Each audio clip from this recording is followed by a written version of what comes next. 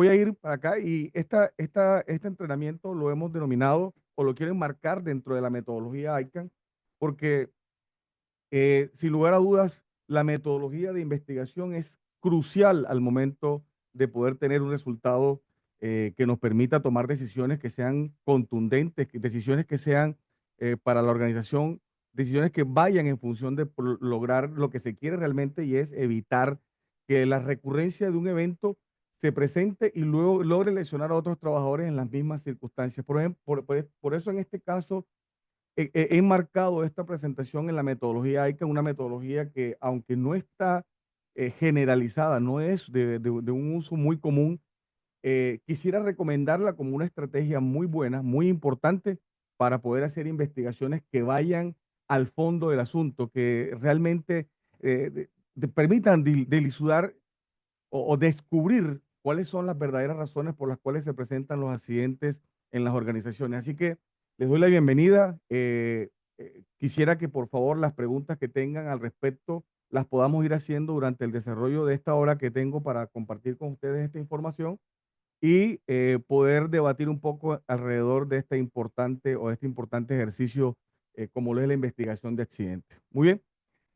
Como les digo, voy a enfocar mi ponencia en relación a esta metodología como una de las metodologías más importantes en la investigación de incidentes, aterrizando puntualmente en el tema de lo que es los accidentes y las enfermedades laborales. Y eh, quisiera partir del hecho tenemos que preguntarnos por qué ocurren los accidentes en las organizaciones. Hay un problema gravísimo que hay que, de alguna manera, estar conscientes y solventarlo lo más pronto, y es que nos hemos apoyado en unas dos causas básicas que se han convertido prácticamente en el comodín de las investigaciones, y es terminar siempre diciendo que un accidente se presenta en algunos casos por falta de supervisión, que se ha vuelto un comodín muy recurrente, y otro, por ejemplo, también muy recurrente, y es decir que un accidente ocurre por baja percepción del riesgo. ¿Por qué hablamos de comodín? Porque resulta muy fácil acuñar las causas básicas a estas dos categorías de causas que ya pues se han vuelto muy recurrentes en las investigaciones, y esto lo que conlleva es que nos complique de alguna manera poder tomar o desarrollar planes de acción que en realidad vayan enfocados a atender las verdaderas causas que están generando los accidentes al interior de las organizaciones. Entonces es importante partir del hecho de que los accidentes ocurren por múltiples variables, ¿no? Ocurren por múltiples condiciones que son las que realmente necesitan ser atendidas por parte de la organización y deben ser identificadas por parte del comité de investigación. ¿Y cuál es el principal error que se comete al investigar? El otro problema que tenemos que solventar rápidamente es justamente este error que cometemos, es siempre llegar a la investigación con un sesgo muy común en las investigaciones, y es siempre querer encontrar en el trabajo.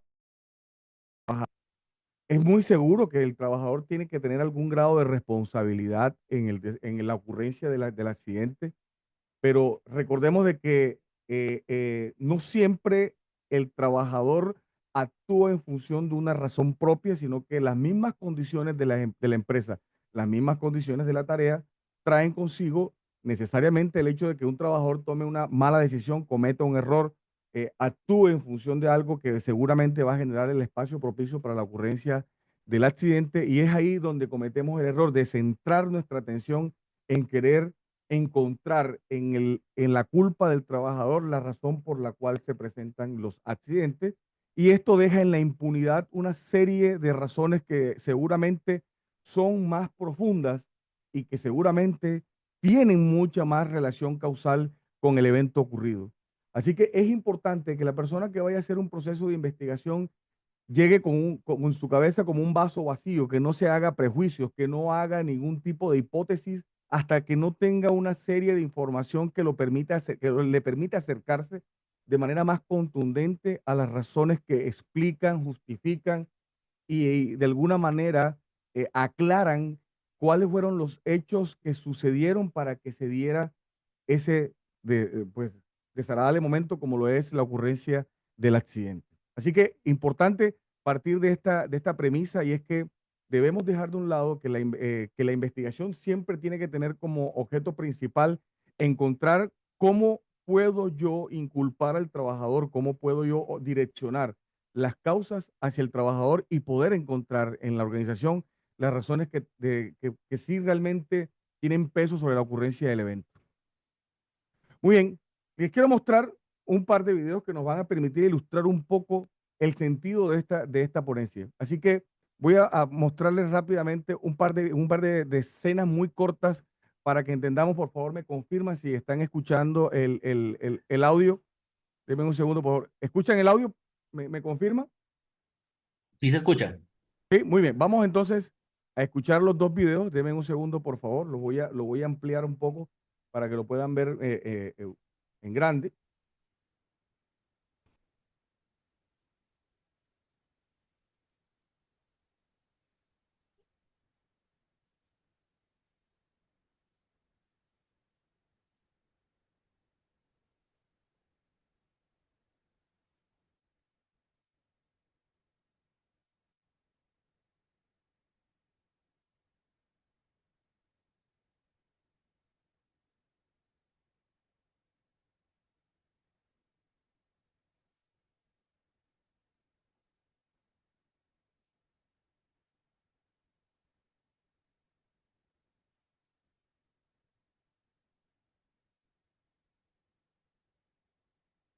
Qué fácil resultaría, qué fácil resultaría en estos dos escenarios decir en primera instancia, sin escuchar a los trabajadores accidentados, las razones por las cuales decidieron hacer el trabajo que hicieron, decidieron actuar en la forma en que actuaron y que al final esto se convirtiera en un accidente. Y sería muy fácil en una investigación decir, es que el trabajador no usaba las gafas o es que la vendedora se subió a la escalera sin autorización. Pero fíjense que detrás de estos dos eventos existen razones más de fondo que en realidad apuntan a razones que involucran más a la organización y a la gestión que se hace en materia de seguridad y salud en el trabajo. Por eso es tan importante que nosotros no, de alguna manera, sesguemos nuestra visión como investigador y centremos nuestro foco principal en lo que tiene que ver con el trabajador y entender que todos los incidentes tienen más de una causa.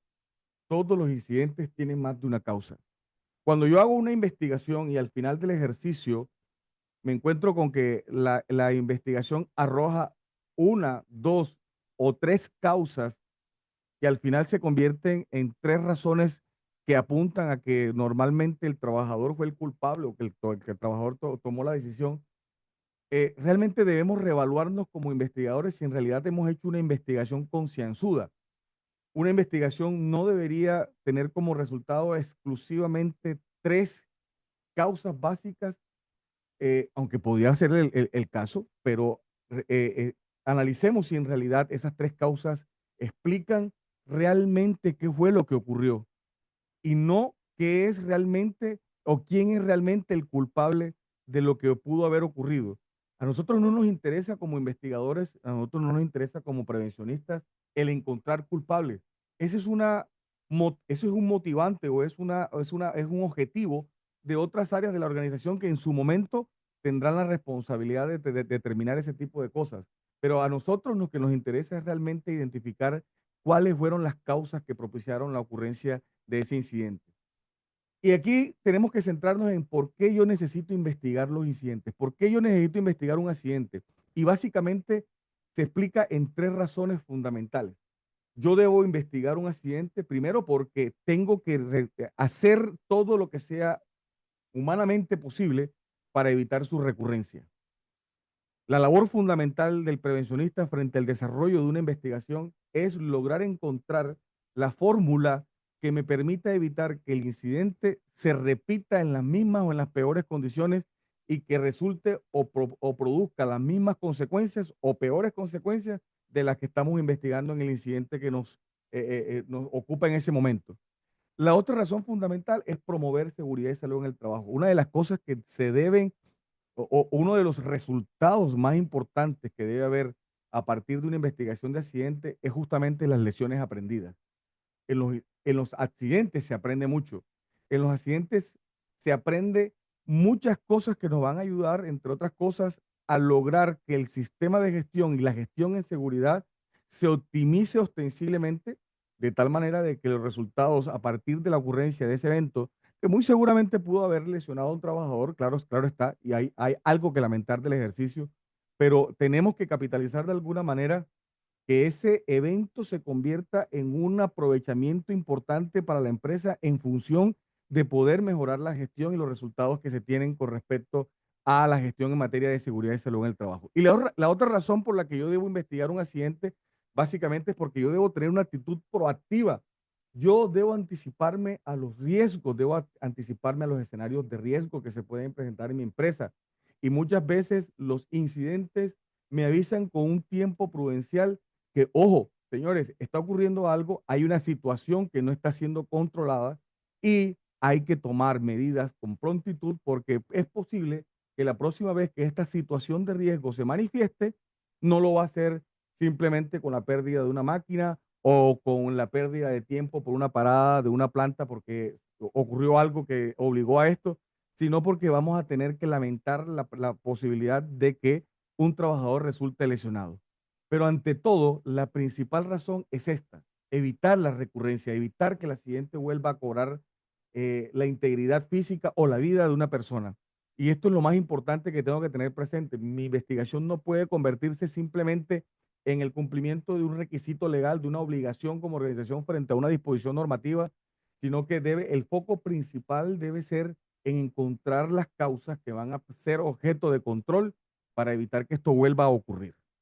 Muy bien. ¿Quiénes deben participar de una investigación de incidente? Y esto es una pregunta interesante porque muchas veces nos enfocamos en algunos actores dentro del proceso de investigación que realmente no son los adecuados para desarrollar este tipo de ejercicios. Aquí les voy a regalar 5 tips de cuáles deben ser los actores que deben ser la primera frontera en el proceso de investigación. Y aquí comenzamos, por ejemplo, con nuestra opción uno, que es necesariamente el trabajador accidentado. Es la fuente principal de información. Es donde tenemos la raíz principal de la información que va a alimentar de manera contundente la investigación.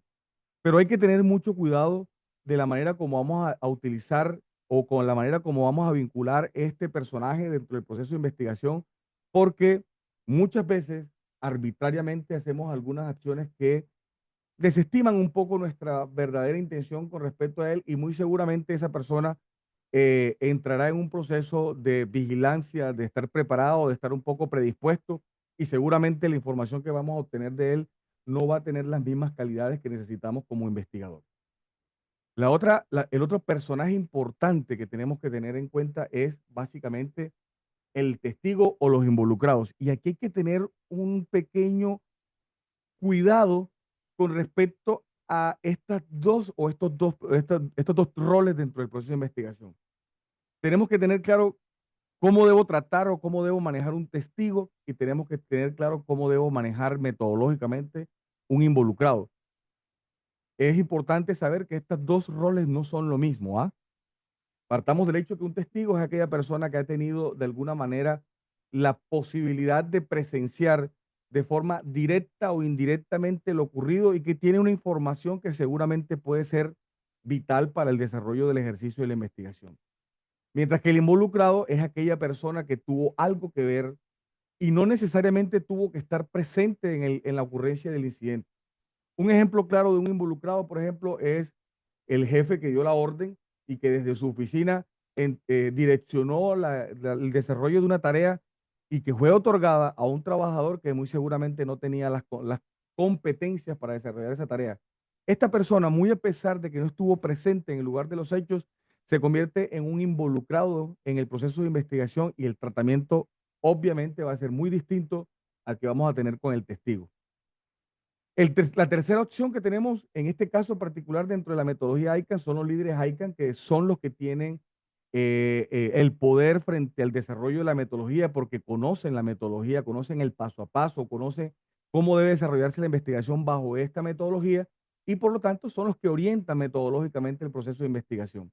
En la opción número 4 tenemos a los mandos medios. ¿Y por qué los mandos medios? Porque necesariamente vamos a necesitar personas que tengan capacidad de decisión, que tengan la posibilidad de tomar determinaciones en el desarrollo de la investigación y que de alguna u otra manera puedan direccionar la investigación de tal manera que ésta pueda tener el acceso a la información que se necesite.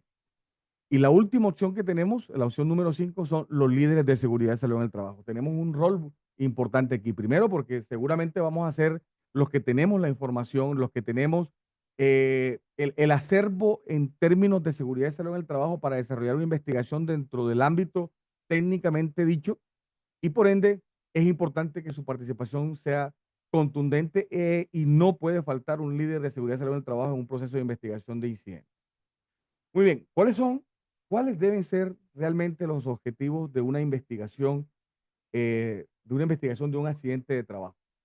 El primer objetivo fundamental es conocer realmente los hechos, establecer cuál fue la línea del tiempo de la ocurrencia del evento, porque la línea del tiempo me va a permitir, de alguna u otra manera, poder descubrir falencias que se van a ir presentando en cada etapa del desarrollo de la tarea.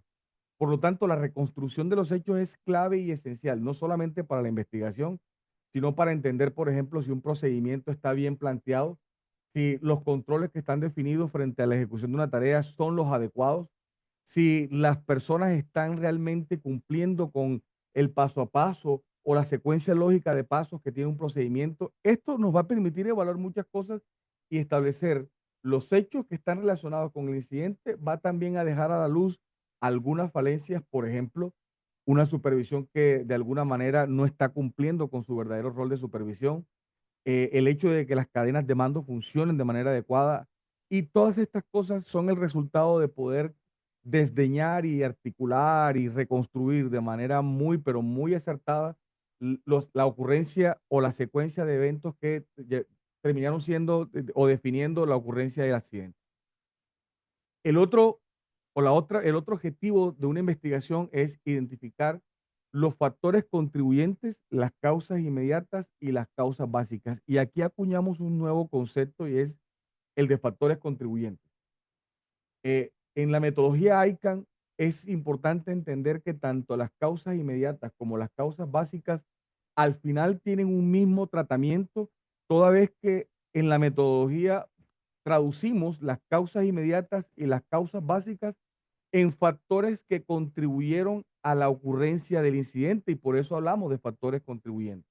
Es decir, metodológicamente sí es importante entender cuáles son las causas inmediatas y cuáles son las causas básicas, pero al final en el ejercicio real de poder establecer planes de acción, controles que se establezcan frente a la ocurrencia del evento, frente a lo que se ha descubierto como causa, no tiene ningún sentido el tener esta clasificación porque al final de cuentas hay que intervenirlas, sean causas inmediatas o sean causas básicas y sin lugar a dudas vamos a tener que tener algunas acciones correctivas, preventivas y de mejoras con respecto a la identificación de estas causas inmediatas que al final, como les digo, tendríamos que traducir en factores contribuyentes. Igualmente, otra de los objetivos es revisar la efectividad de los controles y procedimientos existentes. Se los decía ahorita, el objetivo de una investigación me permite el poder hacer un diagnóstico de cómo está funcionando mi organización frente a las medidas que hemos establecido como controles y controles críticos de las tareas para evitar la ocurrencia de estos eventos. Y también, inclusive, el hecho de poder hacer una muy buena investigación me va a permitir o tener la oportunidad de poder recomendar acciones preventivas, acciones correctivas y en algunos casos acciones de mejora que propendan principalmente por fortalecer el funcionamiento del sistema de gestión que desarrollo para garantizar la seguridad de mis trabajadores. Otro aspecto importante, necesariamente, es tenemos que aprender del accidente. Hay que aprender del accidente porque es lo que va a generar fortaleza en los trabajadores frente a entender que si no estamos alineados con las iniciativas de la organización frente al planteamiento de ciertos controles en la ejecución de las tareas, seguramente vamos a seguir teniendo algún tipo de incidente que va a poder lesionar a uno o dos o más de los trabajadores que hacen parte de la organización. Y lo más importante de esto es, y aquí sería la antítesis del objetivo, es decir, esto es lo que no debe ser un objetivo de la investigación, que es asignar culpas o determinar responsabilidades. No se trata de eso. La investigación no puede al final terminar siendo un reporte de un peritaje criminal donde se diga, mira, es que este accidente ocurre por culpa de X persona. La investigación debe, ante todo, explicar qué parte de la gestión, qué parte de los componentes del sistema de gestión, qué parte de la organización está generando fallas o está presentando fallas que están propiciando la ocurrencia de eventos que pudieran en alguna forma lesionar al trabajador. Muy bien, vamos a hablar ahora de algo muy interesante y es qué preguntas me debo hacer o qué preguntas debo contestarme en la investigación. Es muy sencillo, ya las conocemos.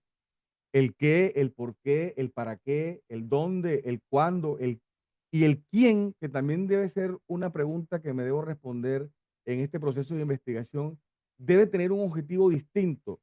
No es quién tuvo la culpa, sino quiénes pudieron haber tenido de alguna manera incidencia sobre la ocurrencia del evento. Es decir, quiénes pueden estar de alguna forma generando algún tipo de influencia en la ejecución de las tareas que pudiesen estar propiciando eventos, situaciones, condiciones que están generando como tal espacios o condiciones de riesgo para los trabajadores. Aquí lo importante es poder determinar cuáles son los eslabones de la cadena débiles para poder fortalecerlos y de esta manera, pues, mejorar ostensiblemente los resultados de la gestión en seguridad y salud en el trabajo.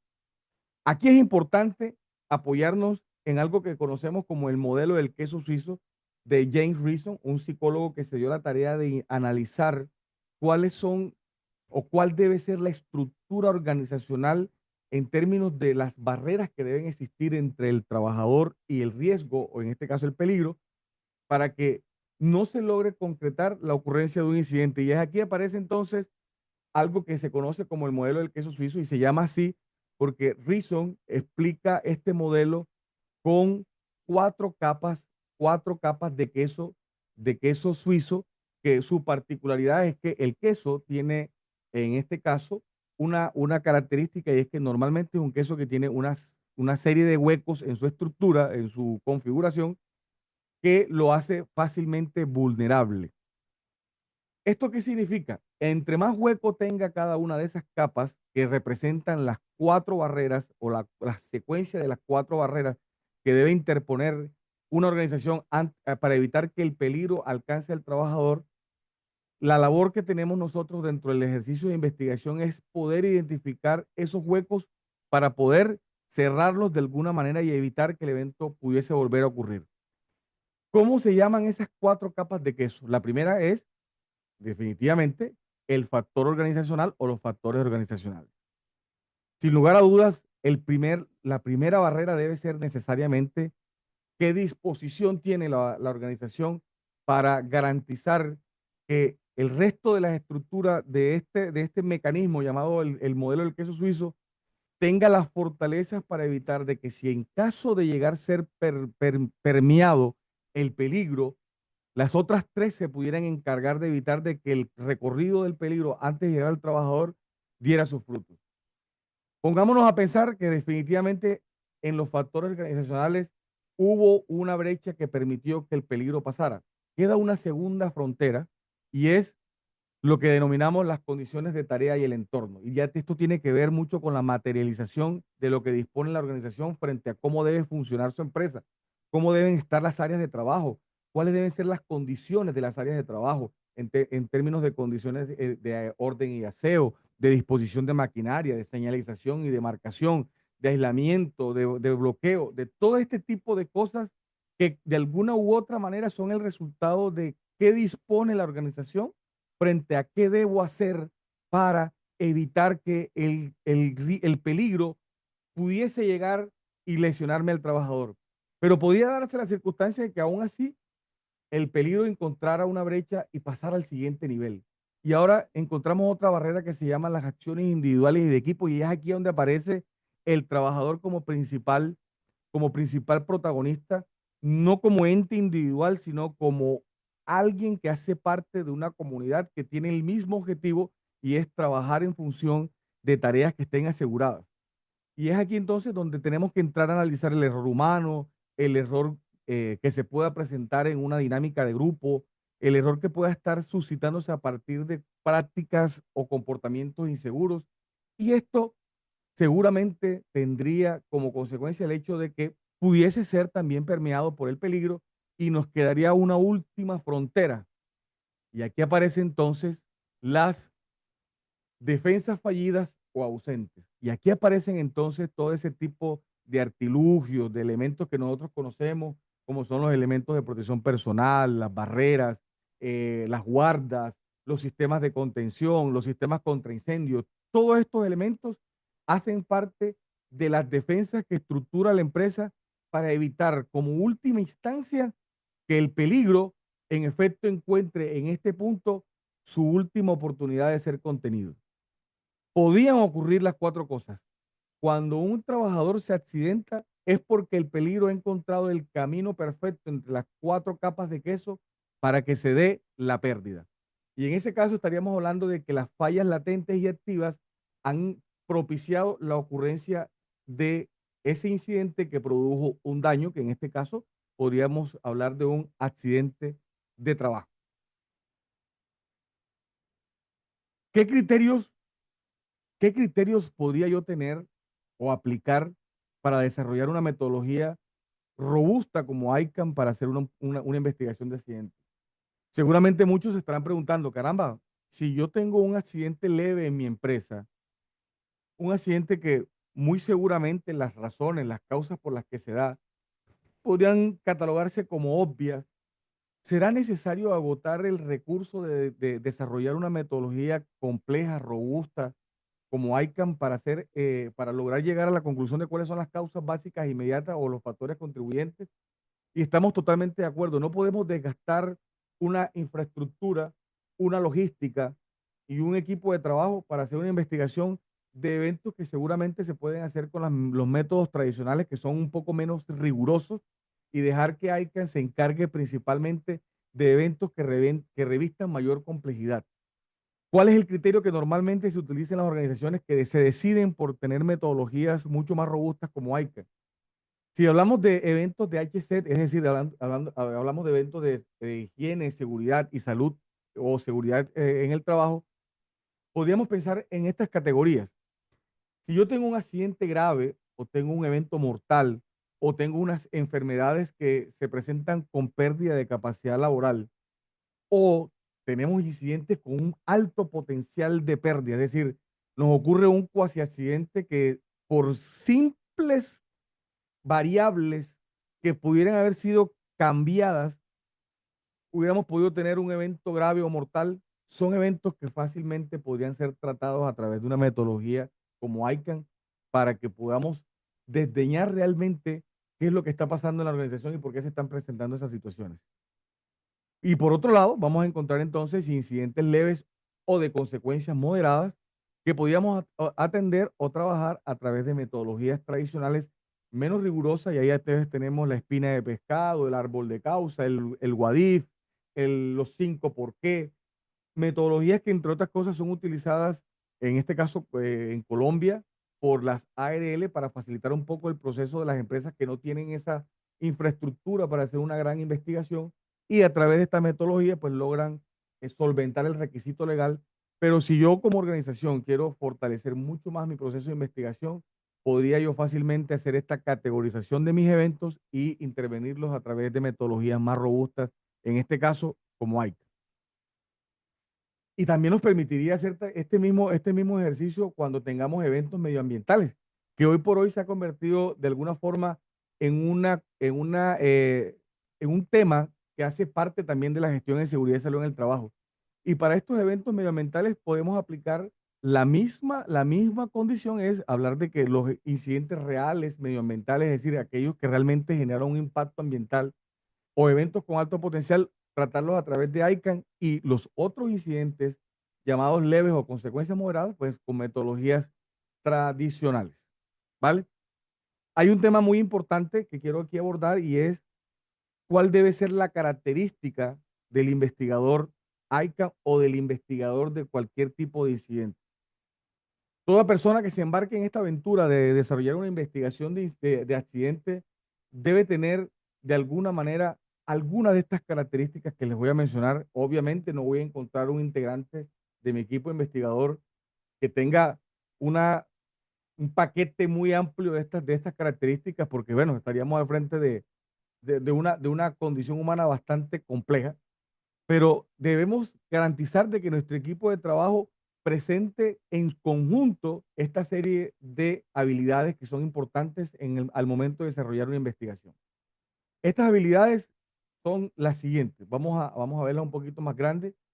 Y aquí vamos a hablar entonces, por ejemplo, de habilidades como el poder conocer o el que tenga el conocimiento de la legislación que atañe o que esté involucrada o que esté relacionada con el incidente.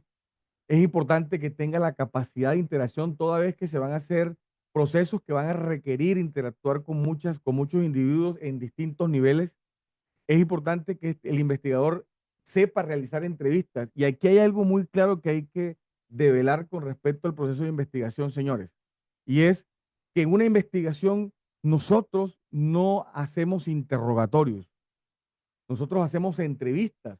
Toda vez que lo que estamos tratando de encontrar es información, no de hacer indicaciones, no de hacer señalamientos, no de buscar maneras de amarrar una persona a una evidencia que yo tenga, porque eso es realmente la esencia misma de un proceso de interrogatorio.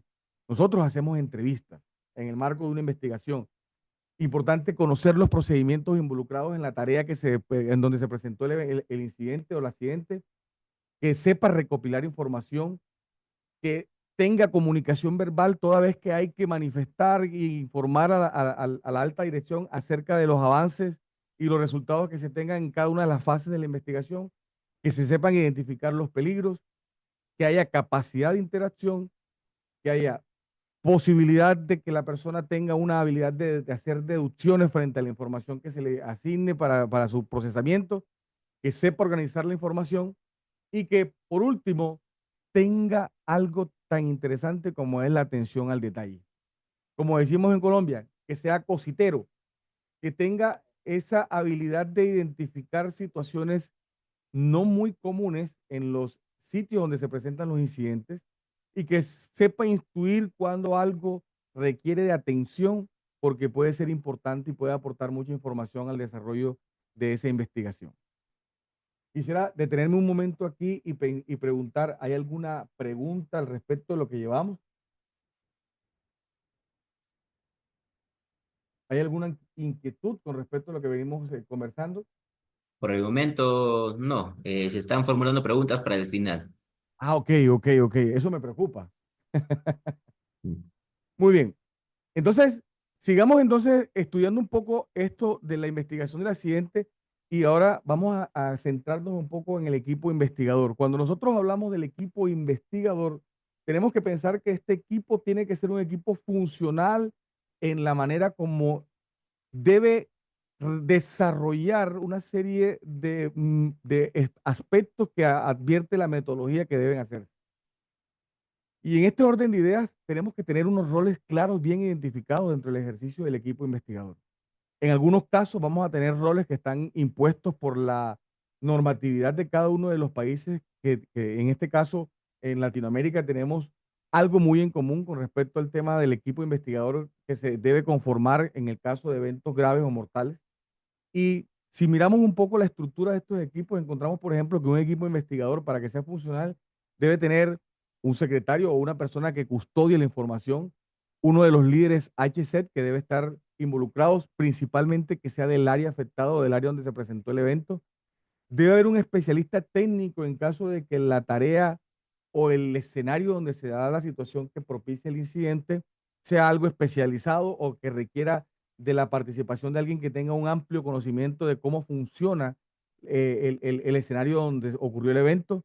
Un representante de los comités paritarios en cada país, pues tenemos un nombre distinto, pero normalmente son estructuras que tienen mucha similitud, pero debemos tener, por ejemplo, un participante del Comité Paritario de Seguridad y Salud en el Trabajo, un asesor de la metodología ICANN, un representante de las áreas involucradas y, por último, importantísimo, el líder del equipo investigador, que debe ser el eje principal del equipo. Debe ser quien articule las acciones, debe ser quien guíe, oriente y direccione cada una de las acciones que en su momento dado el equipo investigador deba realizar con el fin de lograr que el trabajo que hace este organismo sea el mejor posible.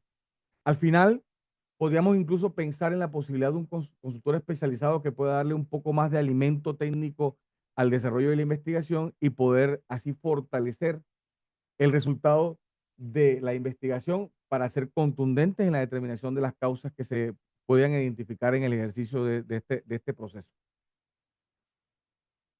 Muy bien, vamos a hablar ahora de cuáles son o cómo funciona la metodología ICANN. ¿Qué tiene en particular la metodología ICANN? Y quisiera ser muy puntual con este tema, y es que la metodología ICANN la podríamos resumir en un aspecto muy importante que la diferencia de las demás metodologías, y me refiero a las metodologías tradicionales que usamos, y es que la metodología ICANN se enfoca principalmente en los factores organizacionales. Es decir, la metodología ICANN parte del principio fundamental de que la génesis de cualquier situación que pudiese propiciar la ocurrencia de un accidente está justificada en alguna de las cosas que la organización ha dejado de hacer o ha hecho mal. Y por lo tanto, hay que tener claro de que la metodología se enfoca principalmente en la determinación de cuáles son aquellos factores organizacionales que debo tener en cuenta al momento de intervenir las causas que propiciaron el accidente. Hay un tema muy importante y es que nos preguntamos cuándo se inicia una investigación de accidente y la investigación de accidente debe iniciarse en el primer segundo luego de haberse ocurrido el evento, en este caso el accidente. ¿Y esto qué significa? No significa de que yo como organización debo tener conformado mi equipo investigador al instante en el que ocurre el accidente, sino que esto lo que me quiere decir es que en una investigación de accidente no solamente debe intervenir el equipo investigador, toda la organización debe estar comprometida, en especial los elementos que componen el área en donde se presentó el accidente. Un líder de un proceso debe entender que cuando ocurre un accidente, así sea que él no vaya a ser parte del equipo investigador, hay una labor de aseguramiento de la información que debe garantizarse a partir de garantizar una cadena de custodia de la información que se presente en el lugar de los hechos. En ese orden de ideas, el protocolo de investigación de accidente debe activarse de manera inmediata. Sepamos que existe un evento denominado accidente laboral, por ejemplo, que necesita o advierte el hecho de tener que ser investigado. En ese orden de ideas, cuando hablamos de cuándo se inicia una investigación, la investigación debe iniciarse en el preciso instante en el que ocurre el evento considerado como un incidente o en este caso un accidente. Vamos a entender el funcionamiento de la metodología ICANN para ir terminando, para dar chance a las preguntas. Y es que la metodología ICANN, como les comentaba, significa, en su sigla en inglés, significa Incident Cause Analysis Method o método de análisis de las causas de los incidentes.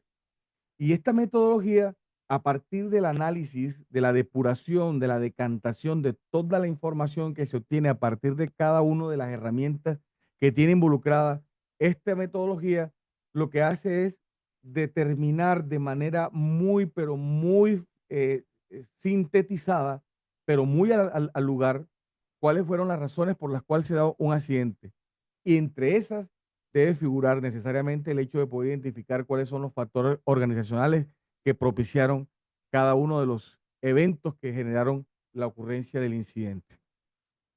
Muy bien, cuáles son los 7 pasos que tiene la metodología ICANN y que seguramente nos va a permitir lograr al final tener un resultado óptimo en el desarrollo de la investigación? Y los 7 pasos que hoy por hoy tiene la metodología son, primero, el tomar acciones inmediatas que se conoce o se entiende como una acción preliminar antes del desarrollo propiamente dicho de la metodología. Luego viene la fase de planificación de la investigación que se conoce o se entiende como el primer momento o la primera acción que debe desarrollar el equipo investigador.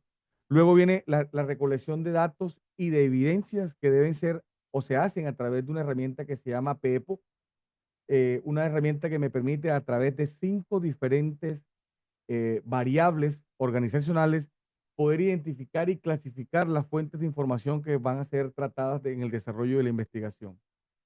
Luego viene algo que se llama la organización de los datos y lo vamos a hacer a través de una herramienta que se llama la línea del tiempo. Luego viene el análisis de cada uno de esos datos en forma temporal y secuencial y lo hacemos a través de una herramienta que se llama la tabla ICANN, una tabla que me va a permitir, entre otras cosas, ordenar de manera sistemática los datos que van a suscitarse como en forma de dominó, pero que al mismo tiempo me va a permitir hacer la homologación de estos datos en la clasificación que ICANN ha definido para cada uno de los factores contribuyentes que se identifiquen en la investigación. Luego viene elaborar el plan de acción que debe estar basado, inspirado y orientado a atender las causas que ya fueron identificadas y que fueron tratadas como factores contribuyentes. Y al final, el reporte de hallazgo y hacer seguimiento a cada uno de los planes de acción que se dispongan para cada una de las causas que se pudieron haber encontrado en el desarrollo de la investigación. Muy bien, eso era realmente lo que quería contarles. Creo que estuvimos en el tiempo preciso. Por eso es importante entender de que a pesar de ser un momento eh, donde lamentamos mucho la pérdida que pudimos haber tenido, ya sea un factor humano o ya sea una pérdida material de la organización, es la oportunidad que tenemos como prevencionistas el lograr anticiparnos al que estas mismas circunstancias pudiesen convertirse en los mismos elementos generadores de próximos incidentes, ya sean como accidentes laborales o como enfermedades u otro tipo de incidentes a considerar. Así que le doy paso, por favor, a las preguntas, lo que quieran, con todo el gusto estaremos en la disposición de preguntarlo. Sí, tenemos la respuesta, claro está. Claro, muy buena ponencia, Nilsson. Felicitarte por todo lo que acabas de enseñar. Esas presentaciones que acabas de hacer también están muy interesantes y muy buenas. El paso de ser un youtuber en seguridad y salud en el trabajo es un reto muy grande, pero tienes esa pasta de poder hacerlo y estoy seguro que vas a lograrlo muchas cosas a futuro. Te deseamos muchos éxitos, muchas bendiciones y que tengas un camino muy importante al cual podamos todos ver tu desarrollo y tu crecimiento. Si me lo permites, me gustaría invitar a la audiencia, a toda la audiencia, a que hagan parte de la comunidad de aprendizaje que hemos creado y que hemos denominado e-consultor, e-consultor. Así se llama mi canal. Los invito a que lo visiten, lo conozcan. Si les gusta, quédense. No tiene ningún precio. El único precio que se tiene para entrar al canal es que tengamos toda la intención de aportar conocimiento en materia de seguridad y salud en el trabajo. Pero bueno, Nilsson, vamos a seguirte y vamos a invitar a toda la comunidad a que también te siga. Vamos a comenzar con la ronda de preguntas. Son cinco, seis, bueno, son nueve preguntas, pero vamos a ver las que sean necesarias. ¿Qué elementos esenciales deben incluirse en el análisis de un accidente de trabajo para generar soluciones preventivas a largo plazo? Oh, muy buena pregunta. Excelente pregunta. Y fíjense que la pregunta hace alusión a cosas que realmente a veces subestimamos en el desarrollo de una investigación. Por ejemplo, a veces hay situaciones que no tienen una relación directa con el evento, pero que entrañan mucha información. ¿A qué me hago referencia? Vamos a hacer un ejemplo aquí. Normalmente cuando nosotros analizamos un accidente nos centramos en qué se hizo el día del accidente, pero no nos damos a la tarea, por ejemplo, de analizar si el comportamiento o la ejecución de la tarea es recurrente, como se hizo el día que ocurrió el accidente, o simplemente ese día se presentó una desviación. Entonces, en algunos casos a veces nos limitamos a la fotografía del momento. No podemos circunscribir una investigación a los 5, 10 minutos de la ocurrencia del evento, porque muy seguramente hay antecedentes que han venido creando ese caldo de cultivo que propició la ocurrencia del accidente. ¿Qué es importante entonces, señores? Preguntarse qué cosas de la organización pudieron haber propiciado todo ese andamiaje de cosas que pudieron haber construido el escenario propicio, o como se llama una película muy famosa de George Clooney que se llama La suma de todos los miedos, o La tormenta perfecta, ¿sí? La tormenta perfecta es cuando confluyen en un mismo momento todas las cosas adversas que pudiesen pasar para propiciar la ocurrencia de un evento. Entonces, no podemos circunscribir una investigación al tiempo en el que ocurrió el evento. Hay que ir un poco más atrás e incluso ese análisis debe trascender hasta lo que ocurrió después de la ocurrencia del evento. Y lo otro importante y muy recomendado es, señores, no descarten nada, no descarten nada. En la lluvia de ideas de poder entender cuáles pueden ser las fuentes de información, de cuáles pueden ser las causas que generaron el accidente, no descarten nada porque si a alguien se le ocurre algo es porque seguramente ha encontrado una relación causal entre lo que ocurrió y lo que él está pensando como causa. Entonces, hasta que no tengamos la evidencia de que es un argumento que no tiene validez porque no hay que lo sustente, lo descartamos. Mientras tanto, sigue siendo una teoría o una hipótesis valiosa y valedera para el desarrollo de la investigación.